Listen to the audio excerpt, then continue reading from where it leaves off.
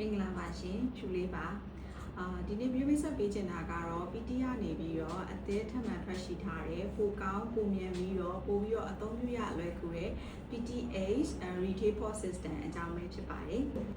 ဒီတစ်ခါမှာတော့ဤပညာအသစ်တွေနဲ့ပုံမကောင်းမွန်လာစေဖို့ရည်ရွယ်ပြီးတော့ PTH Retail မှာပါဝင်လာတဲ့ feature တချို့အကြောင်းကိုပြောပြပေးချင်ပါတယ် User interface မှာဆိုလို့ရှိရင် friendly ဖြစ်အောင်လို့ category alike product လေးတွေကိုဖော်ပြပေးထားပါတယ်။ကိုလိုချင်တဲ့ category alike သွားပြီးတော့ product တွေကိုရွေးချယ်လို့ရပါတယ်။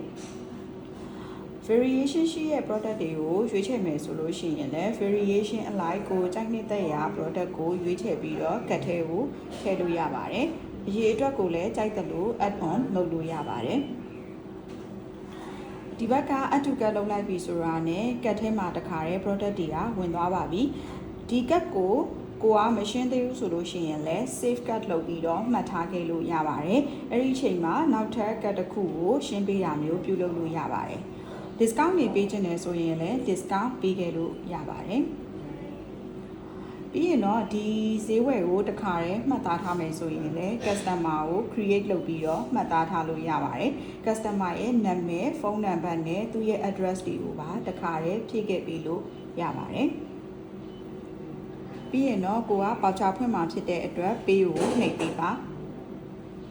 pay ကိုနှိပ်ပြီးသွားတဲ့အခါကျလို့ရှိရင် customer ရဲ့ငွေပေးချေမှုပေါ်မူတည်ပြီးတော့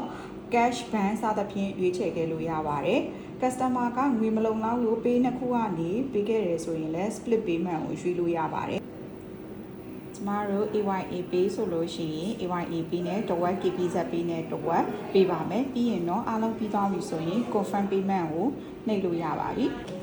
။တခါရဲ print တန်းထွက်လာပါပြီ။ customer ကို voucher ပေးလိုက်လို့ရပါပြီရှင်။နောက်ဆုံးတစ်ခုအနေနဲ့ပြောပြပေးချင်တာကတော့အရင် PTPOS system ထက်မတူညီဘဲနဲ့ပို့ပြီးတော့ကောင်းမွန်တဲ့ inventory management system ပါဝင်လာတာပဲဖြစ်ပါတယ်။ PTH POS ထဲမှာဆိုလို့ရှိရင်တော့ site တွေကို store alike location တွေလည်းတိကျစီခွဲထားလို့ရပါတယ်။အဲ့ဒီအပြင်ကို inventory ထဲမှာဆိုလို့ရှိရင်လည်းကိုမှာယူနေကြ supplier တွေကို record လုပ်ထားလို့ရတယ်။ purchase order တွေလည်း create လုပ်ပြီးတော့ inventory stock ကိုဖြည့်သွင်းလို့ရပါတယ်။အဲ့ဒီအပြင်ကို warehouse တစ်ခုနဲ့တစ်ခုကို transfer order လုပ်ချင်တယ်ဆိုရင်လည်း transfer order တွေပြုလုပ်လို့ရပါတယ်။အဲ့ဒီအပြင်ကိုကိုယ့်ရဲ့ဆိုင်မှာproduct တွေ delete ဖြစ်သွားတာ loss ဖြစ်သွားတာတွေရှိရဆိုရင်လည်း stock adjustment ပြုလုပ်လို့ရပါတယ်။ inventory report မှာဆိုလို့ရှိရင်တော့ inventory အသွင်းအထွက်တွေရဲ့ inventory history detail ကိုကြည့်ရှုနိုင်မှာဖြစ်ပါတယ်။အဲ့ဒီအပြင်ကို store inventory report, inventory valuation summary နဲ့ stock summary တွေကအစ detail ကြည့်လို့ရတဲ့ reporting တွေပါဝင်လာပါတယ်။ PTH ရဲ့ feature အသစ်တွေကလူကြီးမင်းတို့ရဲ့နေ့စဉ်လုပ်ငန်းတွေကိုပုံမကောင်းမှုပြီးတော့တက်တာစီမှာအသေးချပါပဲရှင်